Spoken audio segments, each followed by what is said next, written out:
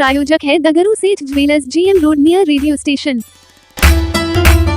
सिमरी में हुए ट्रैक्टर चालक की गला दबाकर हुई हत्या को लेकर सदर डीएसपी ने मामले का किया खुलासा। 3 लोगों को किया गया गिरफ्तार। प्रेस वार्ता कर दी जानकारी। शनिवार को मब्बी ओपी थाना परिसर में सदर डीएसपी अमित कुमार के द्वारा एक प्रेस वार्ता कर कई बातों की जानकारी दी गई। यह प्रेस वार्ता सिमरी में ट्रैक्टर चालक की गला दबाकर हुई हत्या को लेकर थी।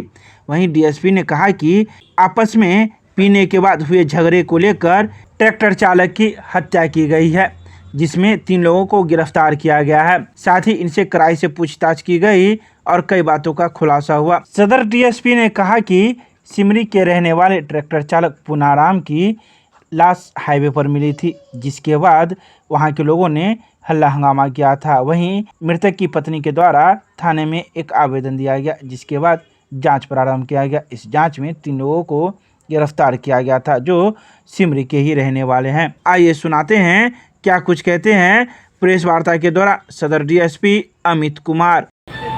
ये प्रेस वार्ता सिमरी थाना कांड संख्या 176-23 के लिए रखी गई है। इसमें मामला ये था कि 24 तारीख की रात को पूनाराम नाम का एक व्यक्ति जो ट्रैक्टर चालक है पेशे से, उसे उसके घर से कुछ लोग बुलाकर ले जाते हैं और उसके बाद अगली सुबह यानी 25 अगस्त को सुबह उसकी लाश हाईवे किनारे एक ऑटो में मिलती है। घटना की जानकारी होने के बाद उनके परिजनों द्वारा उनकी पत्नी वादनी आशा देवी के द्वारा एक FIR दर्ज कराया जाता है। FIR में जो नामित अभियुक्त होते हैं उन्हें घटना के 24 घंटे के भीतर सिमरी थाना अध्यक्ष की तत्परता से पकड़ लिया जाता है।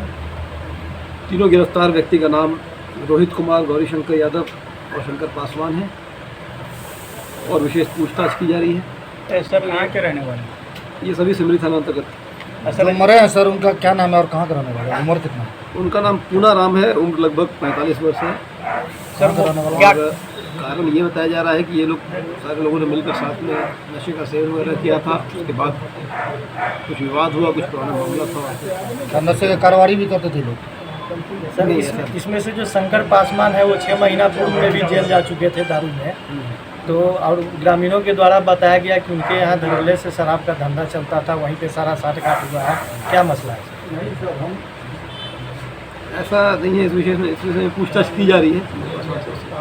ऐसा जिसकी हत्या हुई है उसके बारे में क्या कहना है? वो कौन थे, कहाँ से आ रहे थे और क्या माने, वो ग्रामीण थे या कहीं और? वो ट्रैक्टर चालक हैं, ग्रामीण हैं वहीं के, और उन्हें घर से बुलाकर ले जाया गया था।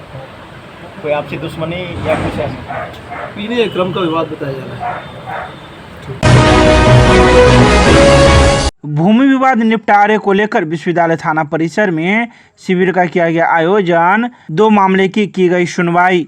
शनिवार को भूमि विवाद निपटारे को लेकर शिविर का आयोजन किया गया, जिसमें सदर अंचल से आए कर्मियों के द्वारा इस निपटारे की सुनवाई की गई। साथ ही उन्होंने यह भी कहा कि आज 2 ही मामले आए थे जिसकी सुनवाई कर ली गई है। तो वहीं इस भूमि विवाद निपटारे के शिविर में विश्वविद्यालय थाना अध्यक्ष मदन प्रसाद भी मौजूद थे, जिनके नेतृत्व में इस भूमि विवाद निपटारे की सुनवाई की गई थी।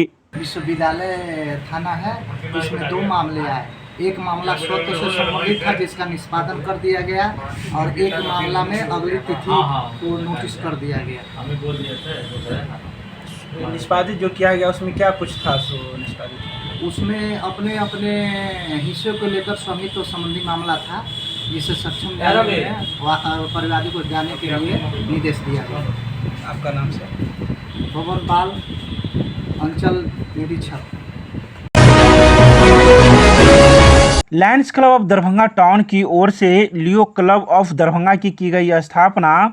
लहरियासराय स्थित एक होटल के सभागार में Lions club of Darbhanga town की ओर से लियो क्लब ऑफ दरभंगा की स्थापना शनिवार को की गई, जो अंतर्राष्ट्रीय जगत में लायंस क्लब की युवा के रूप में जानी जाती है।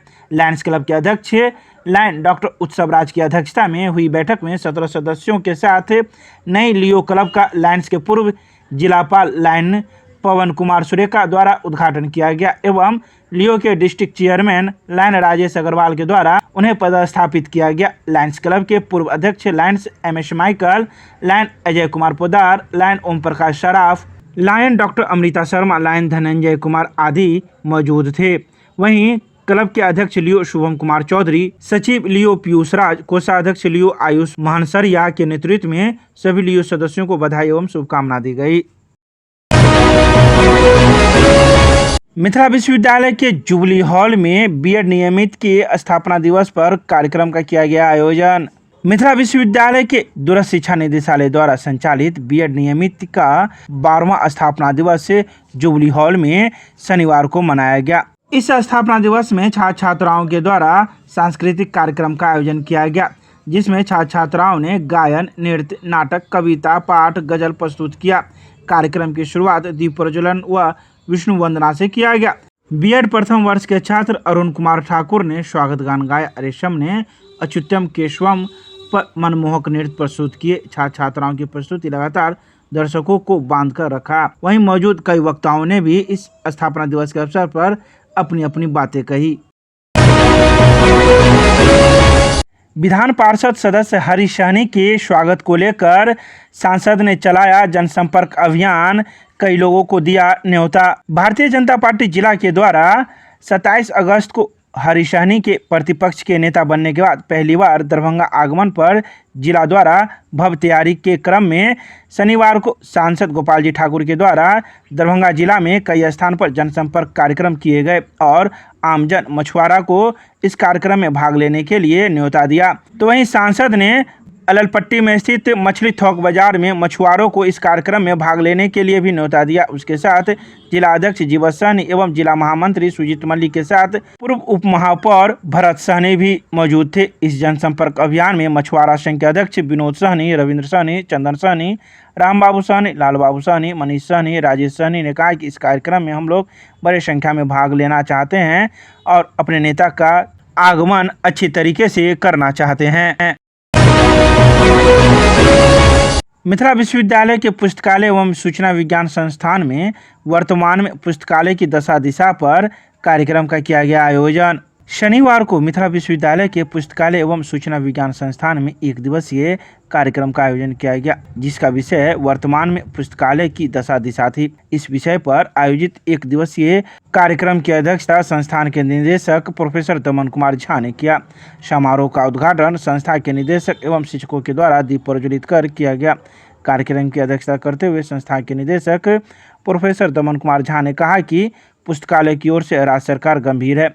वह बिहार के सभी विश्वविद्यालयों में पुस्तकालय के विकास हेतु उसे डिजिटल प्लेटफॉर्म प्रदान करने हेतु कई तरह की योजना का सफल क्रियान्वयन किया गया। इसके अलावा उन्होंने कई बातों की चर्चा की। वहीं इस मौके पर संस्था के कई छात्र छात्राएं एवं शिक्षक शिक्षिकाएं मौजूद थे।